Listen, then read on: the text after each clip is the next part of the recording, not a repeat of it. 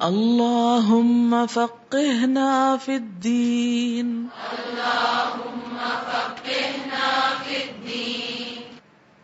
اللہم اے اللہ، فقہنا سمجھ دے ہم کو، فی الدین دین میں، اے اللہ ہمیں دین میں سمجھ عطا فرما۔ آپ نے پیچھے 8ویں پارے میں پڑھا تھا، اومن کان میتا فاحییناہ، کیا بھلا وہ شخص جو مردہ تھا پھر ہم نے اس کو زندگی بخشی۔ تو یہ زندگی کس چیز کے ساتھ زندگی تھی؟ دین کے ساتھ۔ دین کے بغیر اور اللہ کی معرفت کے بغیر انسان جانوروں کے برابر ہے۔ جانور بھی کھاتے ہیں، انسان بھی کھاتا ہے۔ جانور بھی اپنی نسل بڑھاتے ہیں، انسان بھی بڑھاتا ہے۔ جانور بھی گھر بناتے ہیں، انسان بھی بناتا ہے۔ اور جانور اپنی عقل کے مطابق اپنے خالق کو پہچانتے ہیں۔ انسان کے لیے سب سے بڑی نعمت جو رکھی گئی وہ عقل اور شعور کی ہے۔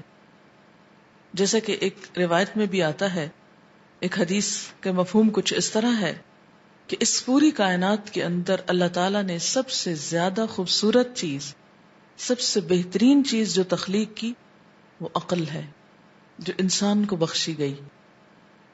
ستارے سیارے چمکنے کے باوجود خود عقل نہیں رکھتے، پہاڑ عقل نہیں رکھتے، جانور عقل نہیں رکھتے، انسان عقل رکھتا ہے اور عقل کے ساتھ اختیار بھی رکھتا ہے۔ فرشتوں کے پاس اگر کچھ سمجھ بوجھ ہے تو اپنا اختیار نہیں، تو انسان اس کائنات کی بہترین مخلوق ہے، اور اگر وہ اپنی اس عقل کو استعمال نہیں کرتا، لا یشعرون وما یشعرون ہے، تو یہ کس کی صفت ہے؟ منافق کی۔ منافق خواہشات کا بندہ ہوتا ہے، مفاد کا انسان ہوتا ہے۔ منافق اور مؤمن میں فرق ہی یہی ہے کہ مومن اللہ کا بندہ ہوتا ہے، وہ اپنی عقل کو اللہ کی مرضی کے مطابق استعمال کرتا ہے، جبکہ منافق اپنی زندگی اپنی خواہشات کے مطابق بسر کرتا ہے۔ مومن اللہ کی مرضی کے مطابق، منافق اپنی مرضی کے مطابق۔ وہ صرف فائدوں کی خاطر جیتا ہے، قربانی کی سطح پہ نہیں۔ تو جو شخص اپنی اس عقل کو استعمال کر کے کائنات کی نشانیوں کے ذریعے اپنے رب کو پائے، پھر اس کے لیے دین کی رہنمائی ضروری ہے، دین کی سمجھ بوجھ ضروری ہے۔ صرف رب کی پہچان ہی کافی نہیں، پھر رب کی مرضی کے مطابق بھی جینا ضروری ہے۔ یہ تو بہت لوگ کہتے تھے کہ اللہ نے سب کچھ پیدا کیا، اور آج بھی کہتے ہیں، لیکن اس کے باوجود وہ اللہ کی مرضی کے مطابق نہیں جیتے اور جینا نہیں چاہتے، زندگی بسر نہیں کرنا چاہتے۔ تو صرف اتنا کافی نہیں کہ ہم یہ اقرار کر لیں کہ ہاں سب کچھ اس نے بنایا اور وہ سب سے بڑا ہے، اور ہم اس سے محبت کرتے ہیں۔ محبت کا تقاضا کیا ہے؟ عمل۔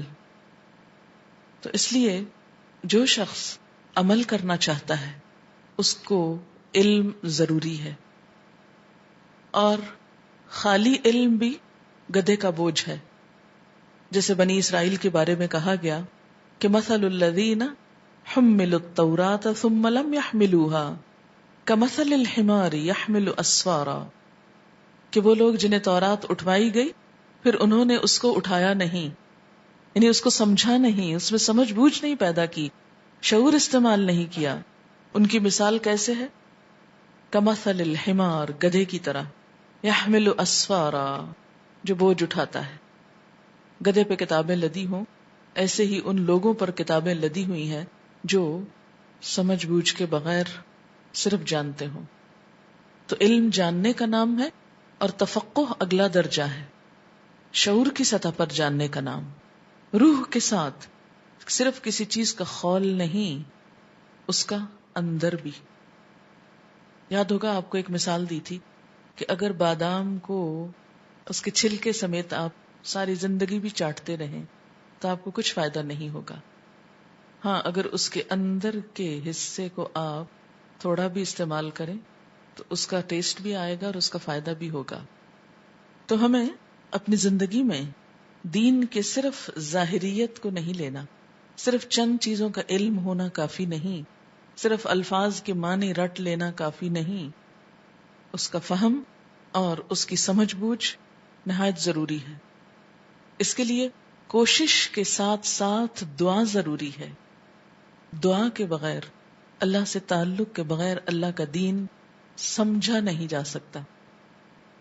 عموماً ہمارے ہاں فقہ کا لفظ دین کی ظاہری شکل و صورت سے متعلق سمجھا جاتا ہے، جبکہ تفقہ صرف ظاہریت کے علم کا نام نہیں، صرف ریچولز کے بارے میں جاننے کا نام نہیں، بلکہ اس کی روح جاننے کا نام بھی۔